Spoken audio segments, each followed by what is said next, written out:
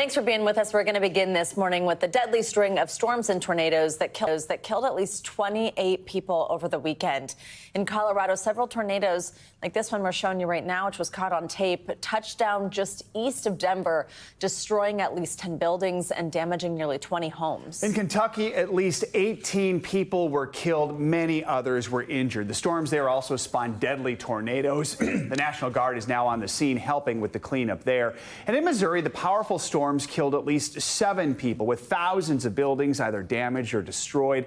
A majority of those deaths were in the St. Louis area, which is now bracing for even more severe weather throughout the week. Meteorologist Michelle Grossman is standing by with the forecast. First, though, NBC News correspondent Shaquille Brewster has the latest from St. Louis.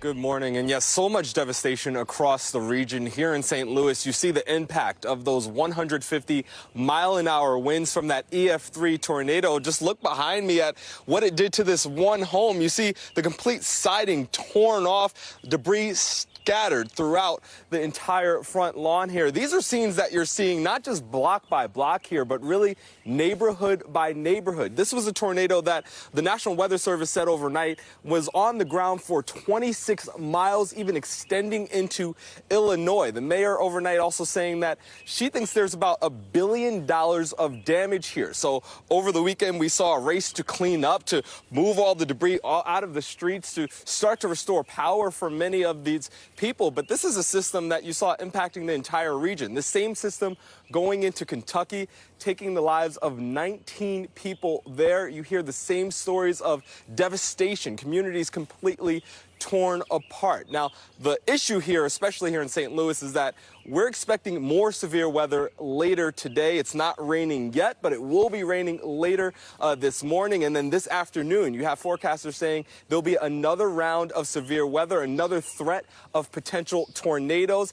31 million Americans across the country will be under some severe weather threat today. So you have compounding impacts for folks here who, again, want to focus on the cleanup, want to focus on what's next and moving forward, but dealing with more threats for the time being.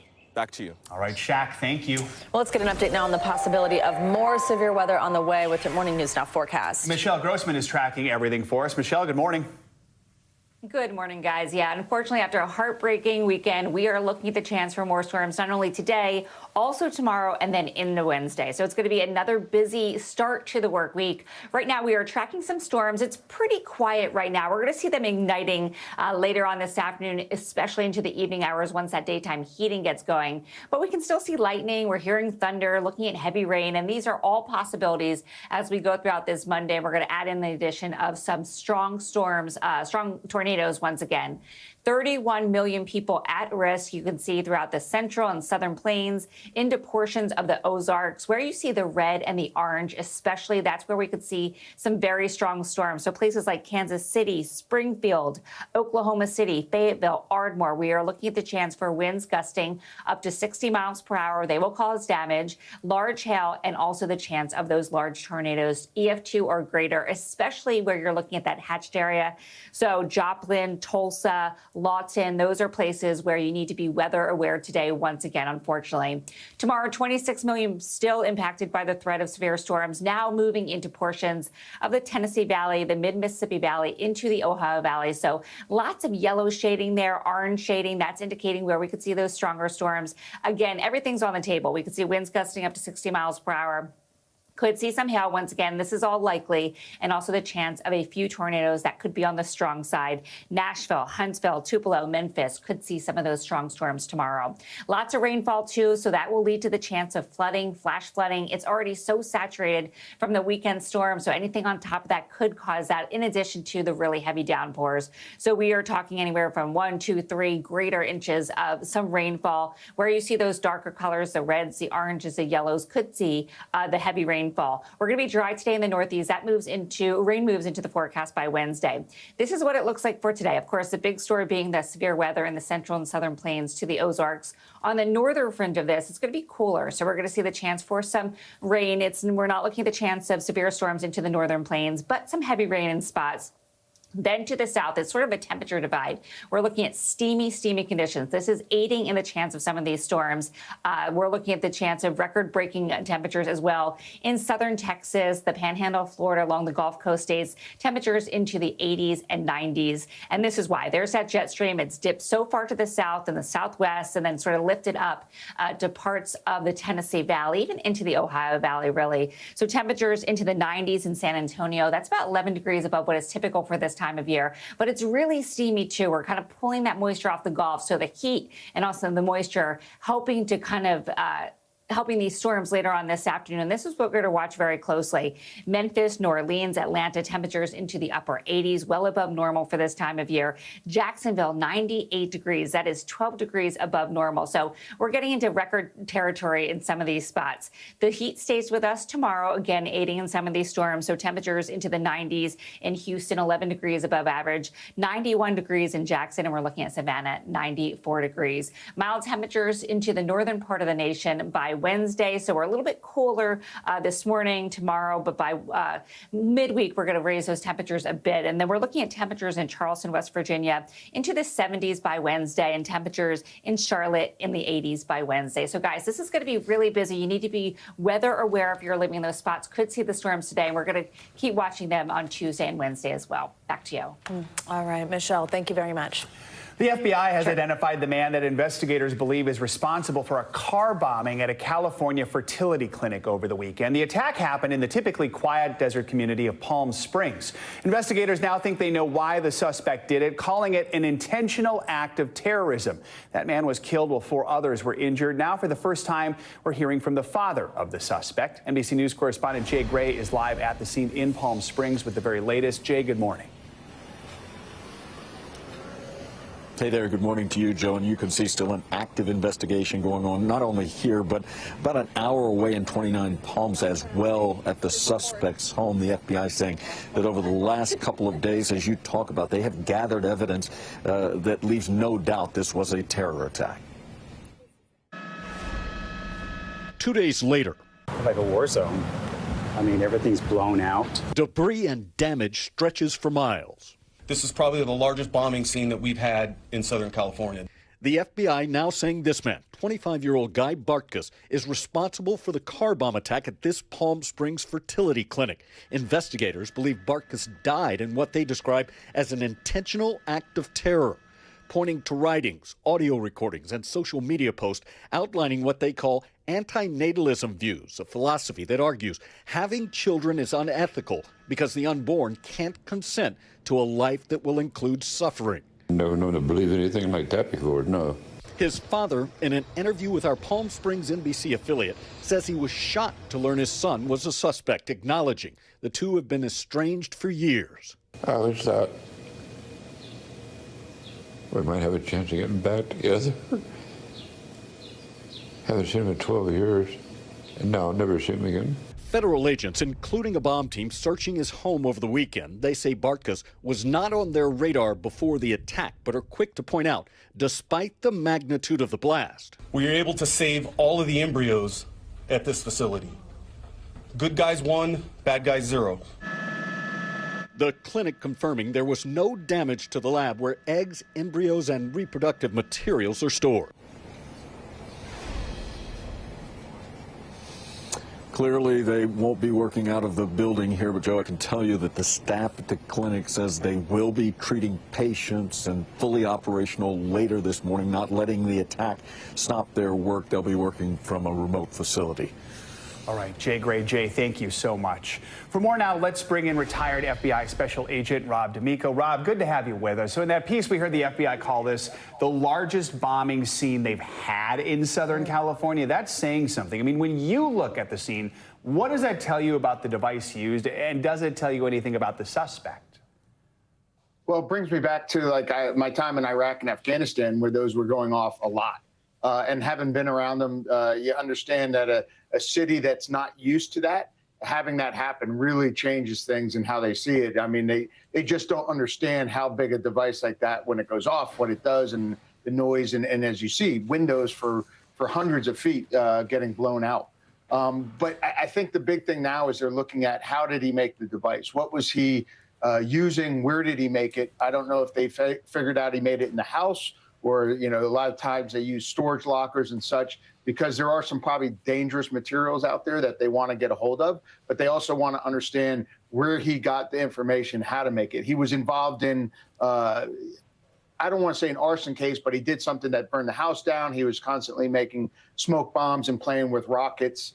So he had an understanding of the chemical reactions needed for an explosion, but they're going to have to see how that went from a hobby into now an attack. What about this distinction of an act of terrorism? Rob, can you explain how something like that ends up being labeled in that way, why it's important, and then what that means they're now looking for in their assessment of this attack? Yeah, you have to go to the definition is an act of violence or a threat of act of violence to coerce or change public or government's opinions or the way they do things. So if he had a view that this whole thing that I had never heard of and had to start reading about as soon as this happened, that he didn't want babies to be born without their consent, which obviously is tough. So he's doing something, targeting a clinic where they actually help with that. So he's trying to, again, either bring awareness to his side of the argument or his side of things, or he's trying to prevent those embryos from being stored properly and surviving, or he's trying to coerce people from not doing this. So that's terrorism in general. Rob, you're like many of us. This is the first time many people are hearing about this concept of antinatalism, is what it's called. You said you've been doing some reading on it. Do we have a sense of how widespread these views are here in America, and what the warning signs could be for law enforcement to just make sure we don't see any copycat attacks? Yeah, when I started reading about it, it is a smaller, group out there. I don't know how big it is. The FBI is obviously going to be more aware of it now. They might not have even been tracking it as a group. Now that it's happened, it also may encourage others to maybe take events like this or something. But you always have to, weigh freedom of speech to, are they actually planning something violent? And they're going to have to go and look at, was he coerced into it? Was his dad said he wasn't a leader, he was a follower. So in fact, was someone in this group encouraging it, pushing them towards it, giving them material or something like that? So all that's going to come out in the investigation. But I guarantee the federal agencies are now going to be monitoring these groups. Again, you don't want to infringe on freedom of speech, but you want to make sure that they're not planning something like this in the future. No doubt. All right, Rob D'Amico, good to have you with us this morning. Thank you. Thank you. Well, just months after leaving the White House, former President Joe Biden has been diagnosed with an aggressive form of prostate cancer, which has spread to his bones.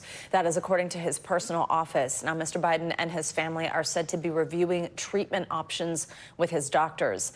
The 82-year-old is receiving support from around the country, including in Washington, where President Trump is wishing his predecessor a fast and successful recovery. NBC News medical reporter Erica Edwards has more.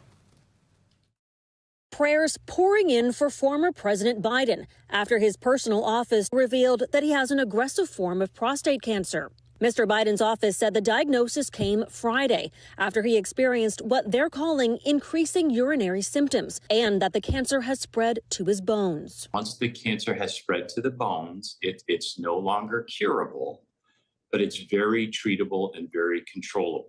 According to the Biden team, his cancer is hormone sensitive. The patient would feel better, have better scans. It's unclear where the former president will be treated or what kind of therapy he may get. Mr. Biden and his family are meeting with doctors and considering multiple treatment options, according to a source familiar with their thinking. President Trump posting that he and the First Lady are saddened to hear about his diagnosis and that they wish the former president a fast and successful recovery. And former Vice President Kamala Harris posting that Mr. Biden is in her prayers. The American Cancer Society predicts more than 313,000 men in the U.S. will be diagnosed with prostate cancer this year. Erica Edwards, NBC News. NBC News medical contributor Dr. Kavita Patel joins us now to talk more about Mr. Biden's diagnosis. Dr. Patel, great to have you with us. Good morning. So, as we've been talking about, the doctors classified Mr. Biden's cancer as Group 5 with a Gleason score of 9. I mean, walk us through, what exactly does that mean? How serious a diagnosis is that? Yeah, Savannah, Joe, think of the Gleason score as one of the mechanisms to try to stage the cancer, how serious the cancer is. So a Gleason score is assigned anywhere from 6 to 10. The score 9 indicates that it's higher. The higher it is, the more kind of differentiated and kind of aggressive the cells look under a microscope. That's the way to think of the score. Then that correlates to a stage or a type of grade 5. 5 is the highest. That also indicates that this is likely to spread, as we know, to the bone. We don't know which bone exactly, so we're still missing some details, Savannah, but it does tell us this is one of the more advanced and aggressive forms of the disease. So with that in mind, knowing it's aggressive, but also knowing it's treatable, what are some of the former president's treatment options? Yeah, so this is why he's getting many opinions, because there's a key factor here that was mentioned, hormone sensitivity. That's a good prognosis. That means that prostate cancer grows with influence of testosterone, the male hormone. And so you have to counter that. You do something called androgen deprivation therapy. And then so we know that he'll receive treatment that does exactly that, Joe. It reduces kind of the effect of the testosterone on the prostate. In addition to that, depending on just where that bone metastasis was and kind of the other treatment factors, you might see him also potentially get radiation therapy. There could be some minimally invasive surgery involved, just to relieve potentially some symptoms. And there might be some other additional treatments. Treatments like this can last many, many months. I've seen patients have anywhere from 12 to 24 months of treatment. Now, we know, Dr. Patel, that you're not treating the former president, but just given all the information that we have right now about his diagnosis and the information that you just shared about how he may be treated, what is the prognosis for a typical 82-year-old man? Yeah, so, you know, the president is unlike any typical 82-year-old man, but he also is one of the more healthy 82-year-old men. We know that from the president's past physicals that they've made public, that he's in pretty good cardiovascular health and he's pretty active. This all helps for a better prognosis. But to be clear, this is still an aggressive form of cancer therapy, and the survival rate ranges at about 10 years. It can range as high as 25% all the way to 50%. I'll be honest, Savannah, in my experience, what ends up becoming problematic, not exactly the cancer, but other complications. As you get older at this age, in the next 10 years, you see other problems that could happen. So we're just going to have to keep a very vigilant watch. But here's the good news. While aggressive, there are treatment options, and the president is going to have a lot of options and solutions in front of him. Let's talk big picture here. We know the American Cancer Society says about 1 in 8 men will be diagnosed with prostate cancer. It's common in older men. So just what are some of the signs and symptoms that men should be aware of when it comes to this? Yeah, we're going to show some of these symptoms on screen, and I want to just stress that I have seen symptoms of all kinds. We know that the president came in and had actually some early symptoms of just some difficulty urinating. That can be some of the early warning signs.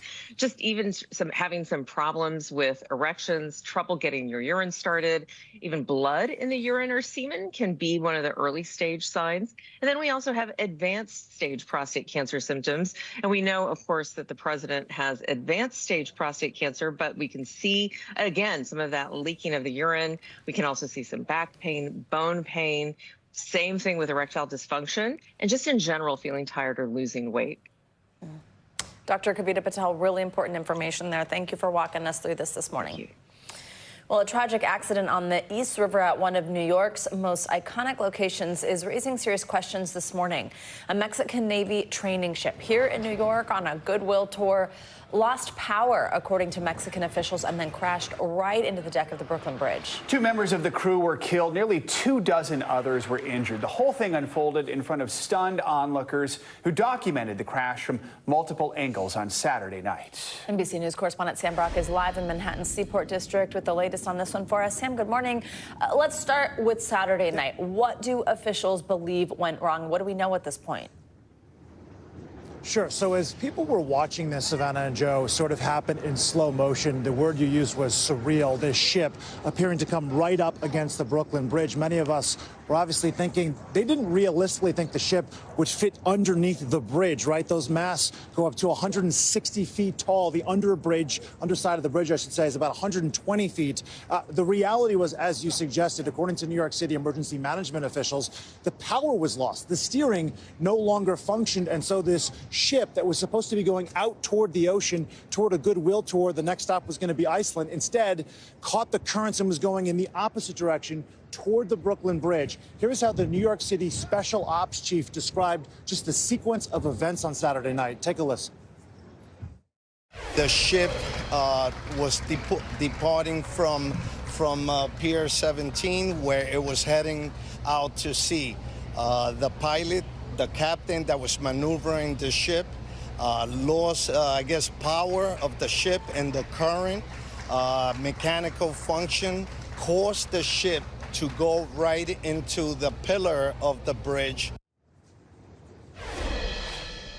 Now, Savannah, Joe, I want to draw your attention to a statement now from the U.S. Coast Guard, because many folks might be wondering, in a situation like this, aren't there tug escorts that are supposed to redirect the vessel should something go wrong? The answer to that is yes. The U.S. Coast Guard confirming that there is supposed to be a tug escort for any foreign ship, depending upon the vessel. And there was one with the Mexican training vessel on Saturday night. So then the question becomes, as you look at this, our response included launching a crew from Station New York, establishing a temporary safety zone, coordinating with NYPD, FDNY, and New York City DOT.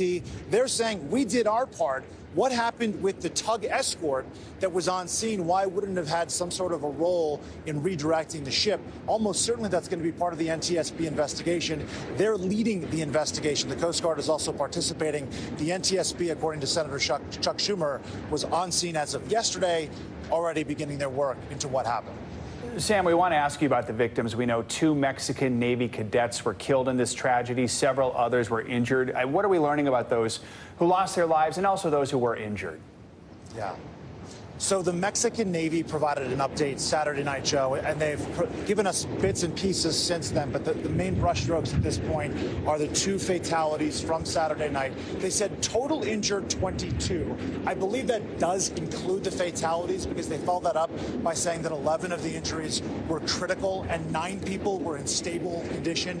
That gets you to 20. And then, of course, the 2 cadets who died as well. That's the big picture right now. What is kind of shocking in all of this is that perhaps it wasn't worse. If you're going to look for a silver lining, there were 277 people on board of that ship. And if you see the video leading into this, like honestly, just hours before it happened, there's people covering every part of every mast. Just a ton of crew members that were obviously put into the fray there, into the danger. And so the reality right now, 2 people dead, 11 others in critical condition, but it could have been even worse. Sam, what about the bridge itself? I mean, the Brooklyn Bridge is historic. It's vital to New York. There were cars passing across it right as this happened. Are there any signs of structural damage there? You know what? About a century and a half old, and the Brooklyn Bridge, that thing is a tank. Senator Schumer said that he spoke with New York City DOT. Structurally, it's fine, no damage. I'm actually, from my vantage point right now, looking in the other direction, seeing traffic flowing back and forth over the Brooklyn Bridge. It is okay, fairly miraculous. Modern engineering and technology, or at least from a long time ago, still holding up today. But obviously, you can understand why there would be concerns, guys. Sure. All right, Sam Brock, thank you very much. The manhunt continues in New Orleans for 7 inmates who took part in a brazen jailbreak on Friday. Officials say the group escaped by crawling through a hole that was cut out behind a toilet. Above the hole, written on the wall, were the words, "Too easy, LOL," with the word "too" notably spelled wrong. 10 inmates initially broke out, with 3 of them caught pretty quickly. The reward for capturing those still on the run is now up to $20,000 per inmate. Investigators think they had help from jail staff members on the inside. In fact, 3 of those employees have now been put on leave. The governor is calling for a full audit of the jail, calling the escape unacceptable. Well, and some welcome news for New York area commuters. Trains in New Jersey will resume service tomorrow, ending the first strike at New Jersey Transit in over 40 years. Transit officials and the locomotive union reached a tentative agreement to boost hourly pay at the country's 3rd largest transit system after 450 members walked off the job Friday. New Jersey Governor Phil Murphy says the trains will resume their regular schedules on Tuesday because it takes at least a day to get the tracks and rail cars ready to go. Good news. Thanks for watching. Stay updated about breaking news and top stories on the NBC News app or follow us on social media.